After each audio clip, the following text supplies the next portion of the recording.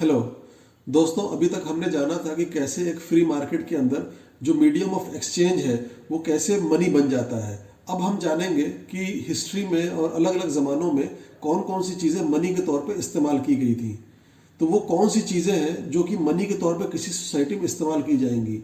जाहिर सी बात है, जो चीज़ें मनी के तौर पे सोसाइटी में सबसे ज़्यादा यूज़फुल होंगी वही मनी के तौर पे सोसाइटी में एक्सेप्टेंस पाएंगी। अलग अलग ज़मानों में और अलग अलग इलाकों में लोगों ने बहुत सी चीज़ों का इस्तेमाल मनी के तौर पे किया है और इनमें से कई चीज़ें तो ऐसी हैं कि आपको वाकई में जान के हैरत होगी। जैसे कॉलोनियल टाइम्स में नॉर्थ अमेरिका के अटलांटिक सी कोस्ट पर मछली यानी फिश जो है वो मनी के तौर पे यूज़ की गई थी। और इसी तरह से कॉलोनियल टाइम्स में वर्जीनिया में टोबैको का इस्तेमाल मनी के तौर पे हुआ। स्कॉटलैंड में एक ज़माने में लोगों ने लोहे की कीलों को मनी के तौर पे इस्तेमाल किया था। और एंशियंट इजिप्ट में वहाँ पे कॉपर का इस्तेमाल भी मनी के तौर पे हुआ है। वेस्ट इंडीज़ में शुगर का इस्तेमाल मनी के तौर पे हुआ था और सॉल्ट का इस्तेमाल इथोपिया में मनी के तौर पे हुआ था।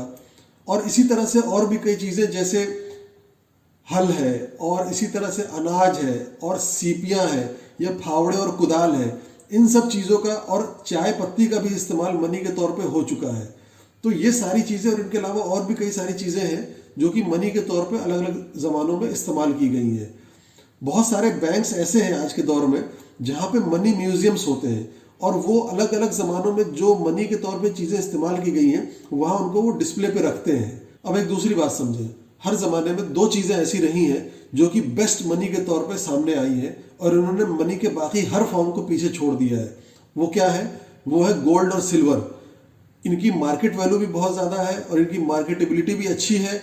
ये गहनों के तौर पे और जेवरों के तौर पे इनका इस्तेमाल भी होता है और इनके अंदर और भी कई क्वालिटीज़ हैं जिनको हम आगे देखेंगे। पिछले कुछ ज़माने से चूंकि नेचर में सिल्वर जो है वो गोल्ड से ज़्यादा पाया जाता है, जिसकी वजह से छोटे मोटे लेन देन के लिए चांदी का इस्तेमाल ज़्यादा फायदेमंद पाया गया और बड़े लेन देन के लिए, बड़ी कीमत वाले एक्सचेंज के लिए गोल्ड का इस्तेमाल ज़्यादा फायदेमंद साबित हुआ है। तो समझने की बात यह है कि हर ज़माने में और हर इलाके में लोगों ने गोल्ड और सिल्वर को ही बेस्ट मनी के तौर पे पाया है। तो ये जो प्रोसेस है जिसके अंदर एक फ्री मार्केट के अंदर मीडियम ऑफ एक्सचेंज का धीमे धीमे डेवलपमेंट होता है और वो अल्टीमेटली मनी का स्टेटस पा जाता है, यही एक तरीका है जिससे मनी सोसाइटी में और मार्केट में वजूद में आ सकती है।